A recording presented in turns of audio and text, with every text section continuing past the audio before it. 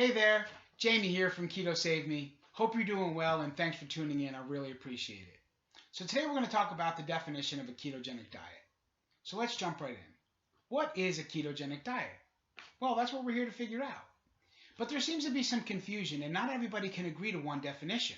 In fact, there's a lot of folks who are focused in on the macronutrient breakdown. You know, the percentages. I know you've heard it. It's 5% from carbohydrates, 20-25% from protein, and 70-75% from fat. Right? But is that really the definition of a ketogenic diet? Well, I don't know, but I wanted to find out. So I did a Google search, and I typed in what is a ketogenic diet, and here were the top 3 results I got. The ketogenic diet is a high-fat, adequate protein, low-carbohydrate diet that in medicine is used primarily to treat difficult-to-control or refractory epilepsy in children. The diet forces the body to burn fats rather than carbohydrates. Now that was Wikipedia's definition, and obviously talking about the ketogenic diet used for epilepsy. Here was the next one I found. The diet is high in fat, supplies adequate protein, and is low in carbohydrates. This combination changes the way energy is used in the body. Fat is converted in the liver into fatty acids and ketone bodies. Another effect of the diet is that it lowers glucose levels and improves insulin resistance. An elevated level of ketone bodies in the blood, a state known as ketosis, leads to a reduction in the occurrence of epileptic seizures. Now that came from the Charlie Foundation website, a wonderful organization and a really resourceful website. But again, that was the definition of the ketogenic diet for epilepsy. I was trying to find a ketogenic diet for fat loss definition. Then this is the third one I found. A keto diet is well known for being a low-carb diet where the body produces ketones in the liver to be used as energy. It's referred to as many different names: ketogenic diet, low-carb high-fat, LCHF, etc. Now that was a definition I found on RuleMe. So I can kind of see where all the confusion comes from, but not really. One thing's for sure, they all agreed that it was low carb. But I still hadn't heard anything about these macronutrient breakdowns, the percentages.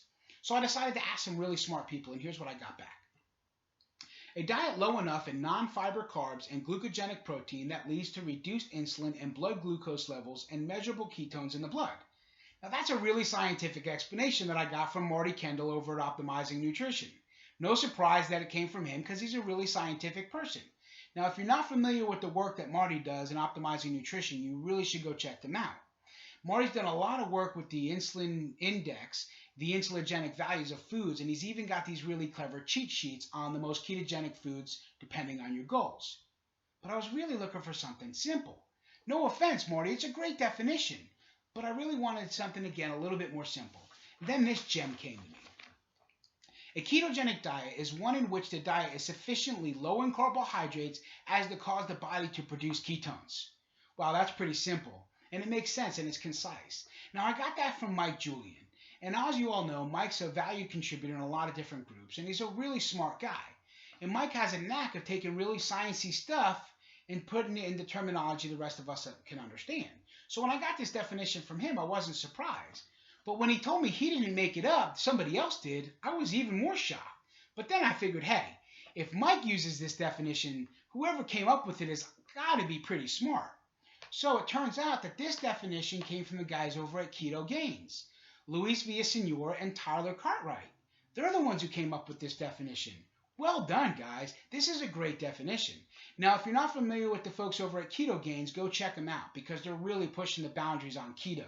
And if you think you can't build muscle while keto, you better think again.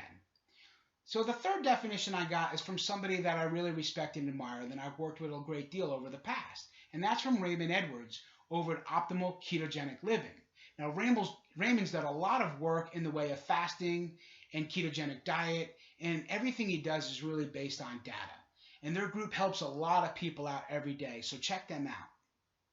But Raymond's definition was this: one that allows fat to be fuel to the extent that allows the liver to make ketones. Brilliant, Raymond. Raymond has a really smooth way of just saying things bluntly. But again, it's a great definition that you can't disagree with. In fact, you can't disagree with any of these definitions. Okay? But I still haven't heard anything about these macronutrient breakdowns. So this is the way I've always personally described ketogenic diet. A ketogenic diet is one that is absent of or very low in carbohydrates, allowing the balance of glucagon and insulin to shift towards the production of ketones rather than glucose in the liver, i.e. being ketosis. not to be confused with ketoacidosis, which we'll talk about another time. But you can see why I like the sciencey definitions, because my definition is pretty sciencey. But here's the thing. As long as the diet induces ketosis, it's ketogenic.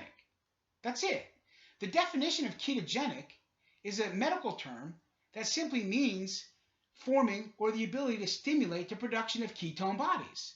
So, again, if the diet induces ketosis, it's ketogenic. It's that simple.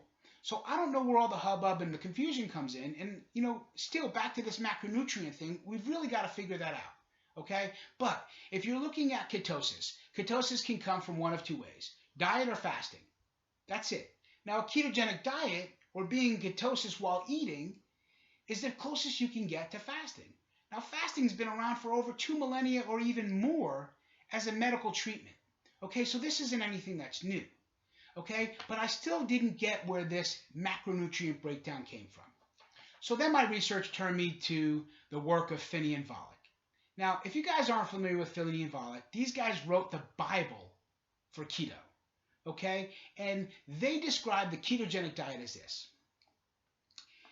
a diet that is low in carbohydrates, moderate in protein, and high in fat, about 70 to 75% of their calories from fat. Well, it's hard to argue with these guys. They literally wrote the book on it. However, if you listen closely to them in their talks and in their videos, I think we might be misinterpreting them. I think that they say things like expenditure, not intake. And they say things like, what your mouth sees and what your body sees are different. Okay? And they talk about, when you're in the early phases, that you're using up a lot of your stored body fat rather than the fat that you're, taking in. So I think of it this way. If your expenditure is, let's say, anywhere from 2,000 to 2,400 calories in a day, and you're taking in 1,400 dietary calories, okay, that other energy has to come from somewhere. It's coming from your stored fat on your body. That's what they mean by expenditure. So now here's the thing. If you can lose weight by eating 70% of your calories from fat, by all means, that's fine. But that doesn't work for everybody. And I really don't think that's what Finney and Volek intended for you to believe. I really think that they wanted you to really focus on the expenditure. Now, having said that, when we start to think about the ketogenic diet, again, if it's producing ketones and you're in ketosis, it's a ketogenic diet. So here's what I think. I think that the more fat that you eat, the less body fat that you burn. And I think they know that too, because they say things like that in their videos if you listen to them. Okay? And there's a lot of other smart people in the ketogenic world who are sending the same message. I just think we misinterpreted it. So here's what I think.